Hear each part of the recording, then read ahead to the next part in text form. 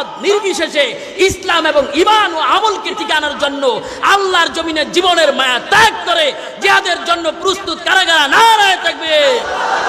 আপনার আমার নবী আজ থেকে ১৫০০ বছর পূর্বে বলে গিয়েছেন, আমার উম্মতের শেষ জামানায় এমন একটা যুগ আসবে যেই সময় মুসলমানদের মাথার উপর লবণ রেখে বড়ি খাবে বিজাতিরা, হিন্দুস্তানরা মুসলমানদের উপর একের পর এক আঘাত, জুলুম, নির্যাতন, নিপীড়ন চালাবে। মুসলমান নিস্তব্ধ থাকবে, চুপ থাকবে, নিপীড়ন, জুলুম, নির্যাতনের শিকার করবে। একটা সময় গাজওয়াতুল হিন্দের জিহাদের ডাক দিবে ওলামায়ে কেরাম, তখন মুসলমান যারা এই জিহাদে অংশগ্রহণ করবা, শাহাদাতের মর্যাদা পেয়ে আল্লাহর জান্নাতে তোমরা দাখিল হবা।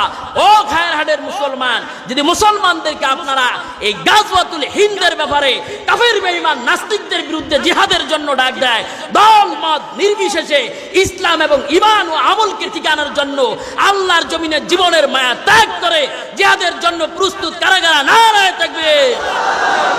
প্রস্তুত থাকবেন তো আপনারা?